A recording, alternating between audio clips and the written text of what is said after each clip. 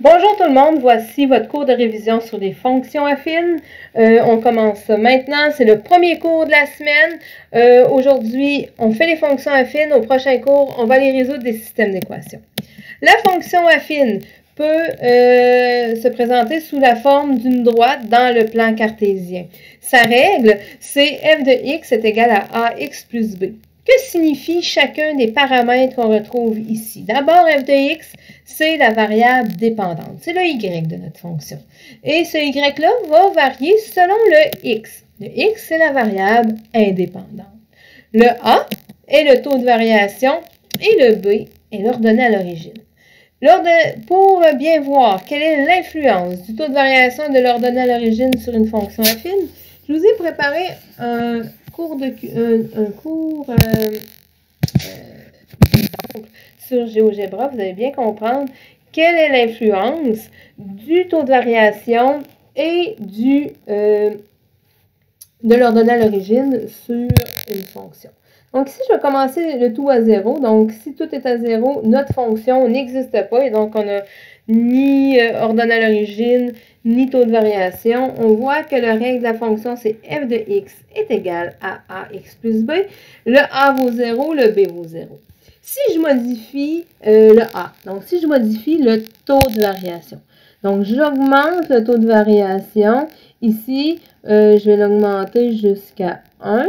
Qu'est-ce qui se passe? Ça veut dire que lorsque j'augmente x de 1, y augmente de 1. Si je m'en vais ici et je mets le a égal à 2, lorsque j'augmente de 1 sur l'axe des x, j'augmente de 2 sur l'axe des y. Et plus j'augmente mon a, plus j'y augmente sa valeur, plus ma droite va être à pic. Donc, plus la pente va être à pic. Plus je la diminue. Donc, tant que je la garde positive, cette pente-là va diminuer, diminuer, diminuer. Qu'est-ce qui arrive si ma pente devient négative? Mais lorsque la pente, le taux de variation devient négatif, on voit que notre droite est décroissante. Donc, la variation est décroissante et plus je m'éloigne du zéro, plus ma pente est à pic. Qu'est-ce qui arrive maintenant? Donc, vous voyez bien qu'est-ce qui arrive lorsque je modifie le A. Mais si au lieu de modifier le A, je modifie le B. Le B, c'est la valeur initiale ou l'ordonnée à l'origine. Mais regardez, plus je l'augmente, plus la valeur initiale va être haute et plus je la diminue, plus elle va être basse. Ce qu'on remarque ici, c'est que dans aucun cas, changer la valeur initiale modifie le taux de variation de notre fonction. Donc, ici, c'est à 0. Donc, on voit bien que notre valeur initiale est à 0. Notre taux de variation est à 1. Donc, ici, f de x est égal à 1 fois x plus 0. Donc, on pourrait écrire f de x est égal à x. Donc, je peux encore une fois l'augmenter juste pour vous montrer. Donc, ça, c'est pour la partie ordonnée à l'origine et taux de variation.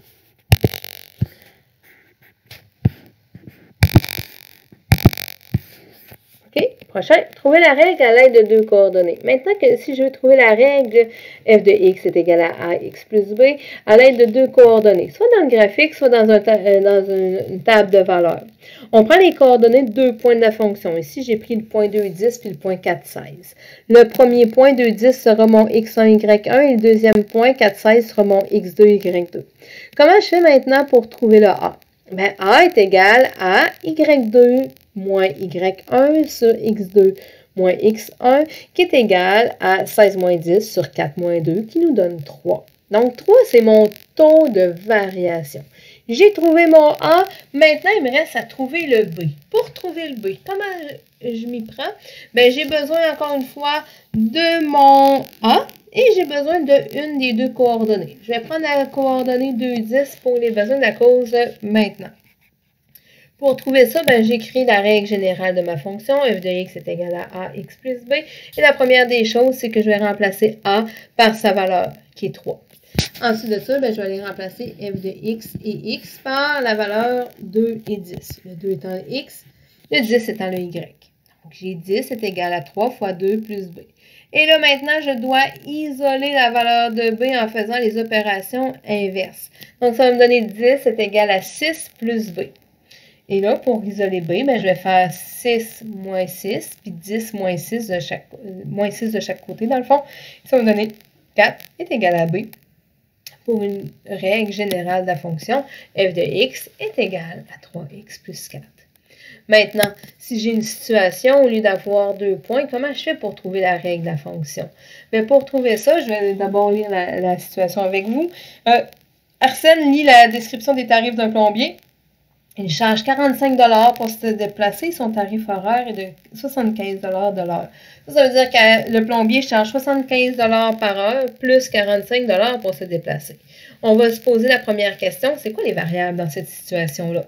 Bien, les variables, c'est X, la variable indépendante, c'est le nombre d'heures que le plombier aura à travailler pour effectuer le travail chez Arsène. Puis Y, c'est le montant qu'Arsène aura à donné au plombier. Cette variable dépend du nombre d'heures, puis vous mettez un SAR que j'ai oublié de mettre. Cette variable dépend du nombre d'heures travaillées. Plus le plombier va travailler, plus Arsène aura une grosse facture à payer. Le taux de variation ici, c'est par quoi le nombre d'heures sera multiplié pour trouver le montant de la facture. Bien ici, le nombre d'heures va être multiplié par 75 $, qui est le taux de variation. Quelle est la valeur initiale ou l'ordonnée à l'origine? Ben, si Arsène se déplace, il change combien? Il change 45 $ de base. Ensuite de ça, il va commencer à changer à chaque heure. Et la règle de la fonction, la règle générale, ben, c'est que le montant de la facture d'Arsène va être égal à 75 fois le nombre d'heures travaillées par le plombier plus 45. Ce qui nous fait f de x est égal à 75x plus 45. Merci d'avoir bien écouté. On se revoit la semaine au prochain cours avec le cours sur les systèmes d'équations. Merci!